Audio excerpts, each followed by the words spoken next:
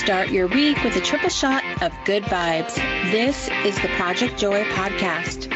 I'm your host, Jessica Dugas. Thanks for joining me.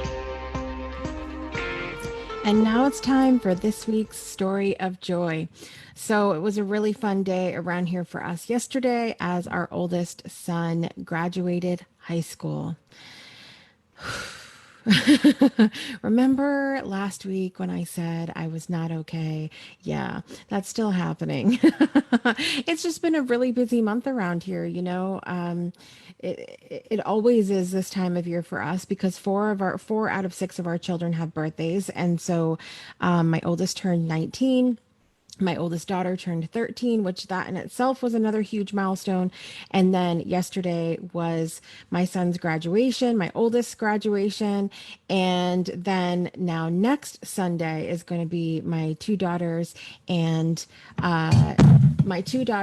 also their birthday. And then it's also Father's Day, of course. So we're really excited about that. But yesterday's celebration was really nice, and I'm really excited actually to tie that into our topic on the podcast today. But there's so many things that have brought me joy, and it's really been one of these situations where, just like we talk on this show, that choosing joy is a choice. Living with joy is a choice, and it hasn't always been easy. Anybody that's listening to this, it's a parent, you know that there are these moments that are up and down. There are trials and there are struggles, and there's so many different things and that happen in the course of your child's life as they're growing up. And it's not all sunshine and rainbows. It's not all joyful. There are moments when you feel like a complete failure. And I wrote a speech for his graduation yesterday, and because we homeschool, and so I actually had to put on the whole ceremony and whatnot myself. But there was that moment during the speech when I even just said the word mistakes, and I just kind of lost it. I had to stop for a minute because I was crying. I was that mom. But it just makes it weird because I'm the mom, the teacher, the principal, and all of that. So here I was crying. But it was great to be intentional and sit there and think about all of the joyful things that we have experienced throughout the year. And one of the, I feel like, privileges of being a homeschool family is that we do get to spend so much more time together as a family. And that comes with some challenges because you're around each other a lot more. I mean, think about the situation where, you know, we've been in this COVID-19 and all of that, and people getting too close for comfort around each other a lot more than maybe they were used to before.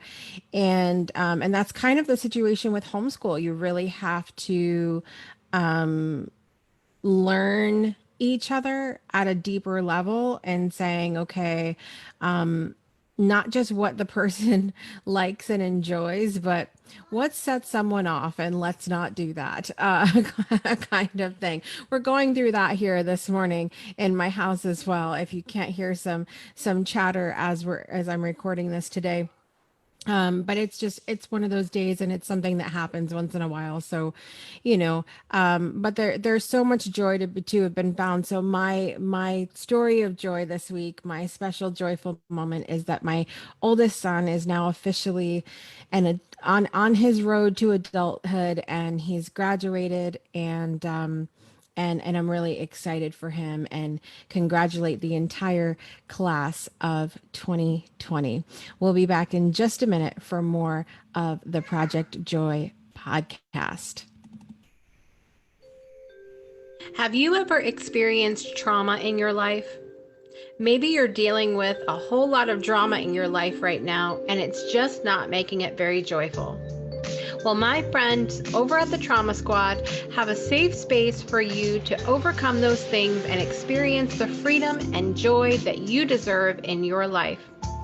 Visit them today at facebook.com/groups/the Trauma Squad, or click on their link in the show notes. And now back to the podcast.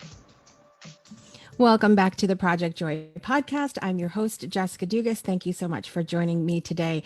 So on today's show, we're talking about joy and creativity. And last week on the show, we talked about joy in the feminine and discussed the fact that creativity is a huge part of that feminine energy. And as we mentioned on last week's show, masculine and feminine energy is a part of every single one of us. Each one of us, have both sides of that coin, if you will. And so I don't want to hear from any men on this episode that you don't have a creative bone in your body, because you absolutely do. I think I saw Aaron Hill watching right now. Hi, Aaron. And I know that Aaron is very creative. And so I know a lot of men actually that have been a part of my life, especially recently, that are very creative and do have a lot of fun with that. And so I wanted to talk a little bit about sort of this process of creativity and how it sort of happens. I hear from a lot of people actually that they don't feel like they're creative, or they don't feel like they feel like their creativity is stifled in some way. And I actually had an interview for the Breakthrough Show, which you'll see coming up in a few months, recently, where my guest was talking specifically about allowing himself to be creative and leaning into those things that bring him joy in his life, and that actually helps him to be creative. And I cannot agree more with that, because if you think about it, if you wake up in the morning and you start off on the wrong foot, maybe you get out of bed and you step on something and your kid's yelling and you burn your toast, your coffee spills on the floor. It doesn't create the kind of environment that's really conducive for for this amazing creativity, right? And so it's something that I feel like we need to be intentional about. We need to say, okay, if I need to be creative about something, if I want to be creative, if I desire to be more creative in my life, I need to create an environment around me that allows me to do that with ease.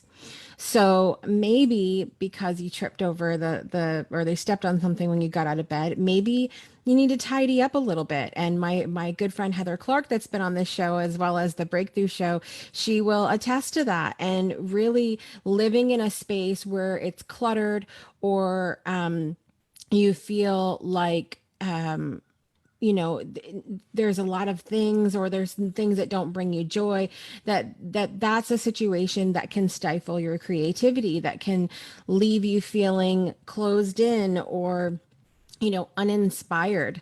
And so that's something that even as right now, like I've got some stuff that I have to take care of around my office, and there's a little bit of clutter and it's distracting.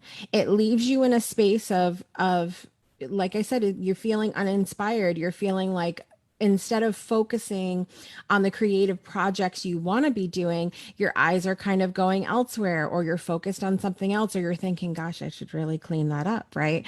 So that's a big part of sort of setting yourself up for creativity, I think, is creating that space. Also, surrounding yourself with things that inspire you or bring you joy.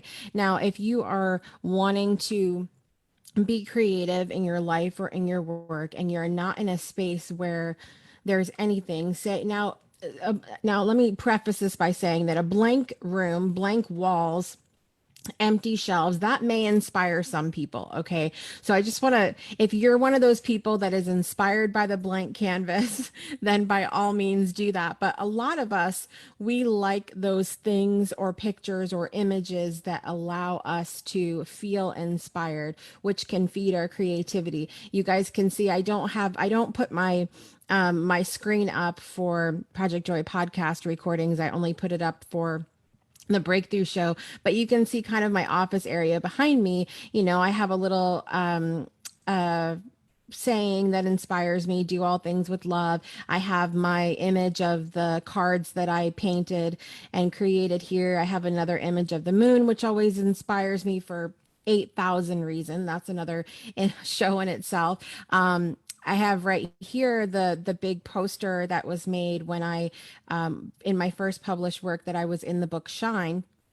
And that's something that I keep up to inspire me to continue writing, because writing is not something that always came easy to me. Speaking of creativity, it's something that came later, and if I'm really inspired to write about something, it comes easily. But if I'm not, I need to encourage myself to continue that. So I keep that as a reminder to continue the creativity through writing. And then over here I have my good friend Steve Gamlin, who has been on the Breakthrough Show, the motivational firewood guy. He has a quote book, and those quotes are things that keep me inspired. So I decided to hang that on the wall there and keep those. I have books behind me. I have crystals. I have my chakra pyramid. I have lots of different things that make me feel inspired. Over here, I actually have my, you can see part of it, my rain stick. I have a singing bowl. I have tuning forks. I have all these different things that inspire me in this space, and that helps me to be creative. So I was thinking about the idea of being creative and where that came from with me, because I think we're sort of all born to be creative. I think we were, let me put it this way, we were created.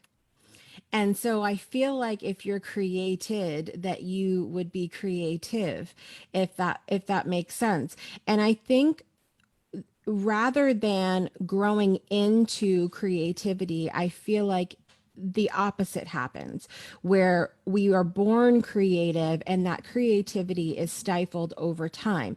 It could have been a parent or a teacher or a friend that says, "Why are you doing that? That's not a good use of your time." Or no one, do something that is steady. Do something that is going to bring in money. You have to be focused on the money, telling you all of these different things and ideas in your head as you're growing up, that kind of, you may not even realize it in the moment, but it holds you back. It has you take a step back and not be necessarily as creative as you were. And so I really feel like it's such a group effort to to form your being into remaining creative, not becoming creative, but remaining creative. And then going on afterwards and building that up a little bit. So honing your craft, not perfecting, because I'm not a big fan of that word, but you know practicing your creativity, getting even better, going to the next level. Whether you are playing music, you've got to practice. If you're an artist, you need to practice. If you're a writer, you need to practice.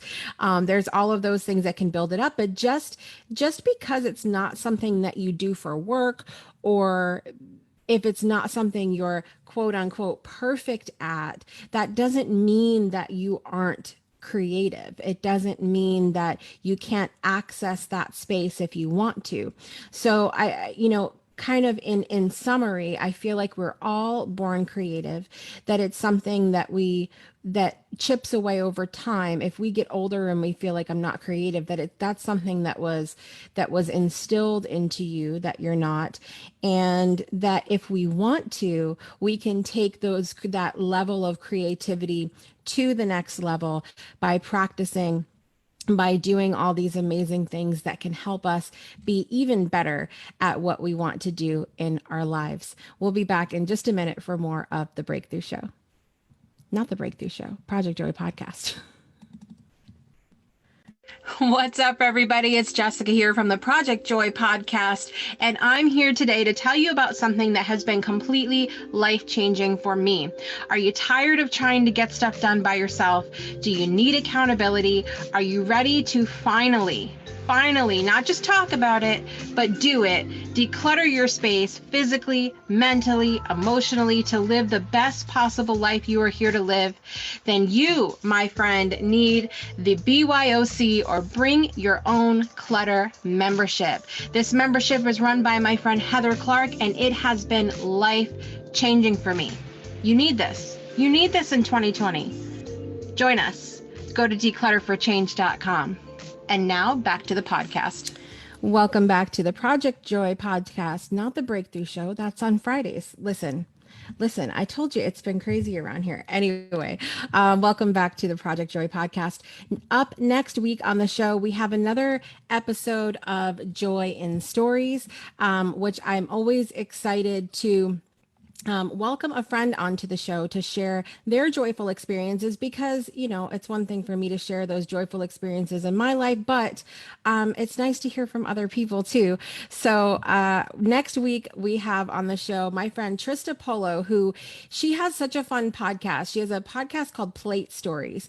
And so you think about this, what is that about? What are we talking about? Dinner plates? What is going on here? No, she has a podcast called Plate Stories, where she interviews people who have vanity plates on their car and figure out why they got those vanity plates and what it means to them. Have you ever done that, where you're driving down the road and you say, what in the world does that plate mean, right? So it's really cool podcast that she has, but we'll be talking about a little bit about that, maybe what other things in her life bring her joy.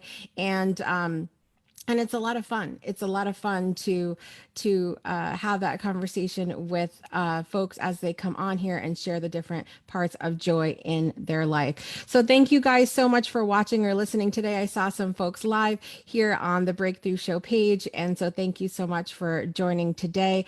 Until next week, guys, please be sure to rate, subscribe, comment, and share where available, and make today a great day for joy in your life.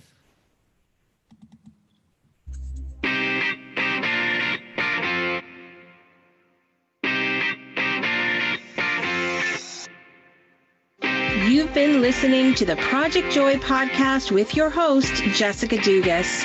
We'll see you again next Monday and every Monday for another episode to start your week off right.